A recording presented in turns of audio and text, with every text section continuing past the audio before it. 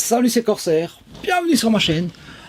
Aujourd'hui, Motu, donc maître de l'univers, Master of the Universe, Masterverse, Hordak. Alors c'est dans la gamme des figurines que je vous ai présentées précédemment, donc Musclor, Skeletor, She-Ra.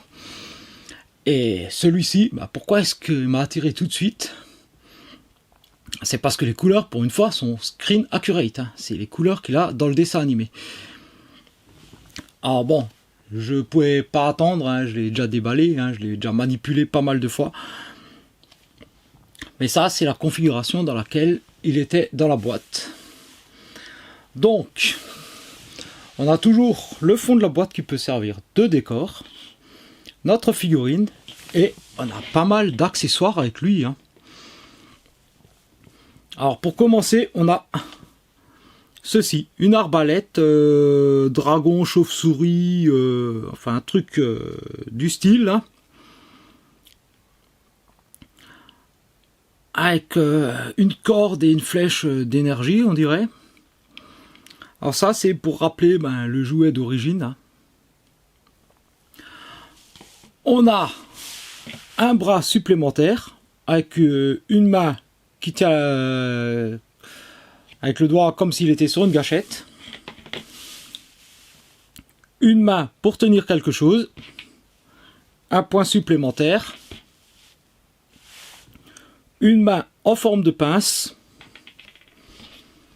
Un bouclier. Alors plutôt sympa le bouclier. Il est, voilà, avec, on dirait qu'il a sa tête dessus, avec des grandes ailes. Pas mal de texture, voilà. Bon, les lanières derrière. Alors, vu la position des lanières, il ne pourra aller que sur ce bras-là. Et un effet flamme.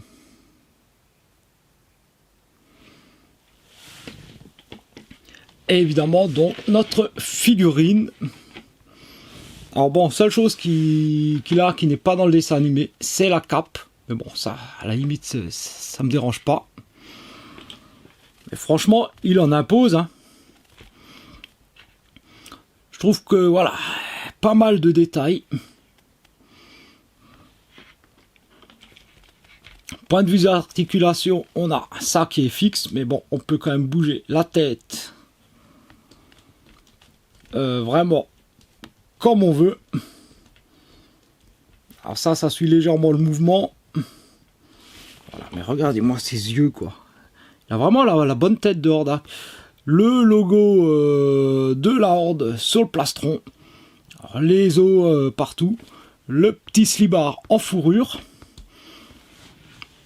Donc le bras canon, un bras classique avec une épaulette, un brassard ici.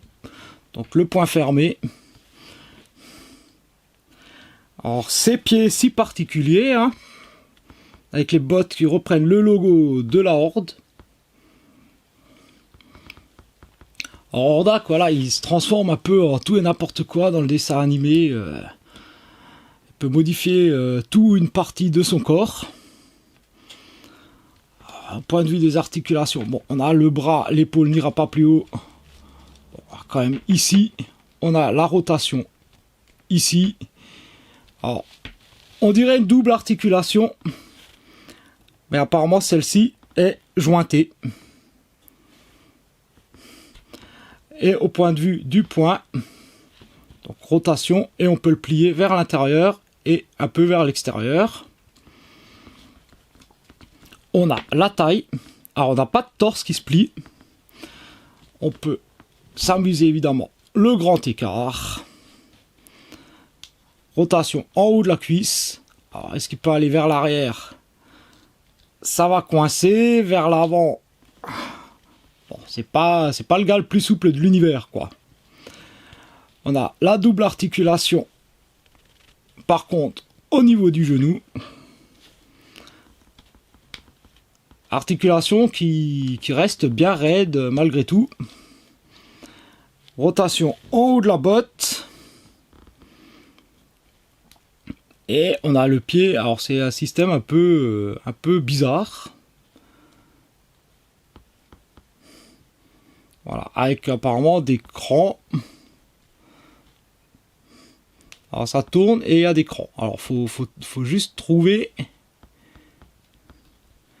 Ok. Et ça va vers l'avant, un petit peu vers l'arrière. Bon, en tout cas, on peut bien le stabiliser. Alors les accessoires, le bras supplémentaire, donc il a les mêmes articulations que les autres. Ah, je vous ai pas montré le canon. Lui par contre, le double coude est opérationnel. Et on a la rotation ici. Alors ça a un avantage. Alors, on peut sortir le bras ici. Alors donc là, on a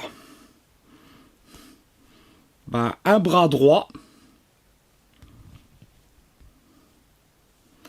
On peut faire une rotation complète à ce niveau-là.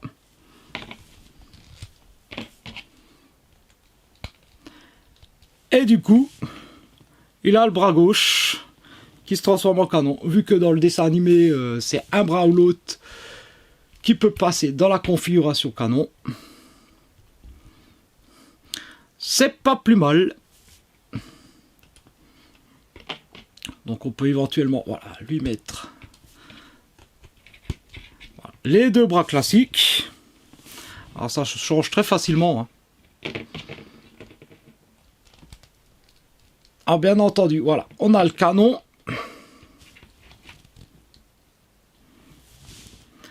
On peut intégrer la pince. Alors c'est un peu dommage qu'il n'y ait pas le système pour que je puisse envoyer la pince. Mais bon, après voilà, on a déjà la pince mécanique. Ou alors, on peut mettre, voilà, l'effet de tir, qui est plutôt réussi.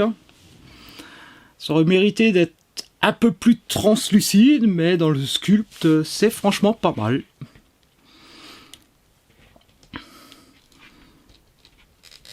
Alors bien entendu, on va pouvoir lui mettre son arbalète. Et ma foi, ça passe plutôt bien. Et on peut lui mettre le bouclier. Alors faut enlever le point. On va fixer d'abord le bouclier sur la main. Alors c'est plus facile qu'avec She-Ra. Et ensuite,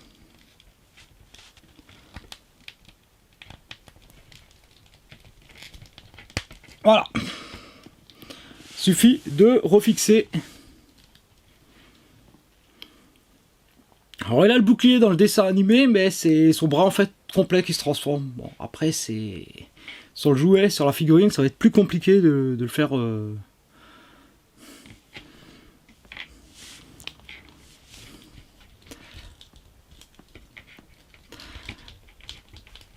Et pour l'enlever, voilà. On enlève le tout. Bon, on va récupérer son brassard. Et on va lui remettre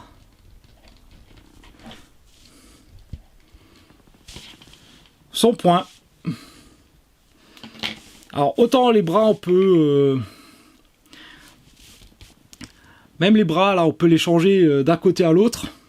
Par contre les points faudra adapter. Faudra les adapter. Alors perso, la configuration dans laquelle je pense l'exposer, ça risque d'être quand même emblématique de Hordak. Voilà, avec son canon. Petite photo de famille avec la demoiselle qui lui botte régulièrement les fesses, à savoir She-Ra. Franchement, ça fait un bel ensemble. peut également lui présenter son alter ego sur Eternia, donc Skeletor. Alors on voit qu'il y a un peu une différence de taille entre les deux, mais bon, ça passe quand même plutôt bien. Et puis bien sûr, avec les 4 persos, voilà. Alors, là où je suis content, c'est j'ai les 4 persos principaux hein, de l'univers, voilà, d'Eternia, Eteria, Musclor, Skeletor, Hordak et She-Ra. Et dites-moi ce que vous en pensez dans les commentaires, mais moi je trouve que ça forme un très bel ensemble. Bon, comme d'hab, n'hésitez pas à me laisser des petits pouces de la couleur de Hordak, hein, si ça vous a plu. Vous me dites dans les commentaires ce que vous pensez de la figurine, de ce que vous pensez de l'ensemble. Puis moi je vous dis à très bientôt pour une prochaine vidéo. Allez, ciao!